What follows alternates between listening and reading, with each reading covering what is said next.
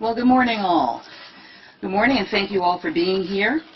Now, before I begin the morning's announcement, let me just take one moment to mention Captain Robert Melton, a 17-year veteran of the Kansas City, Kansas Police Department, who was shot and killed in the line of duty yesterday while responding to a call about a drive-by shooting.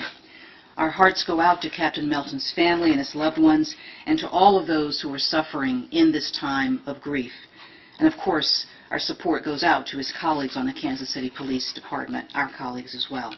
And this devastating loss is yet another reminder that our courageous officers put their lives on the line every day in order to serve the public, in order to serve us, not only in the times of heightened tensions in which we find ourselves or during ambush scenarios, as tragic as those are, but all day and every day.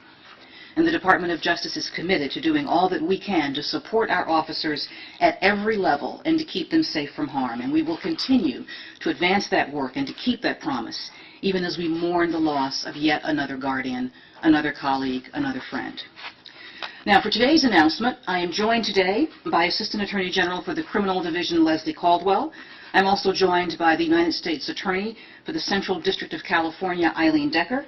I'm joined by FBI Deputy Director Andrew McCabe and Richard Weber, Chief of the Criminal Investigation Division at the Internal Revenue Service. And we are here to announce a significant step in our ongoing work to combat global corruption and to ensure that the United States offers no safe haven to those who illegally use public funds for private gain. And today, the Department of Justice has filed a civil complaint seeking to forfeit and recover more than $1 billion in assets associated with an international conspiracy to launder funds stolen from One Malaysia Development Berhad, or 1MDB, a company wholly owned by the government of Malaysia. Now, the $1 billion in assets that we're discussing today are just a portion of the more than $3 billion that was stolen from 1MDB and laundered through American financial institutions in violation of United States law. 1MDB was created by the Malaysian government to promote economic development through international partnerships and foreign direct investment, with the ultimate goal of improving the well-being of the Malaysian people. But unfortunately, sadly, tragically, a number of corrupt 1MDB officials treated this public trust as a personal bank account. Now, our complaint alleges that from 2009 through 2015, these officials and their associates conspired to misappropriate and launder billions of dollars from 1MDB. As my colleagues will explain in further detail, the co-conspirators laundered their stolen funds through a complex web of opaque transactions and fraudulent shell companies with bank accounts in countries around the world, including Switzerland, Singapore, and the United States.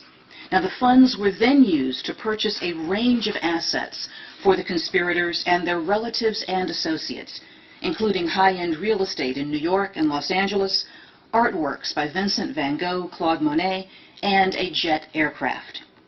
Today's case is the largest single action ever brought by the Department's Kleptokrasi Asset Recovery Initiative, which was established by Attorney General Eric Holder in 2010 to forfeit the proceeds of foreign official corruption and, where possible, to use the recovered assets to benefit the people harmed. This case, and the Kleptokrasi Initiative as a whole, should serve as a sign of our firm commitment to fighting international corruption.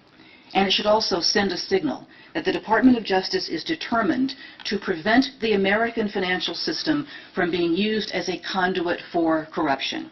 And it should make clear to corrupt officials around the world that we will be relentless in our efforts to deny them the proceeds of their crimes. Now, of course, a case like this takes a team, and let me thank the team of prosecutors and paralegals from the Criminal Division's Asset Forfeiture and Money Laundering Section and the United States Attorney's Office for the Central District of California, who have worked tirelessly on this matter. I also want to thank the agents from the FBI's International Corruption Unit and the IRS Criminal Investigations Division who assisted them in this case. And I'm also grateful to the Criminal Division's Office of International Affairs for their vital contributions. Now, at this time, I will turn the podium over to Assistant Attorney General Leslie Caldwell, who will speak in further detail about today's filing. Thank you.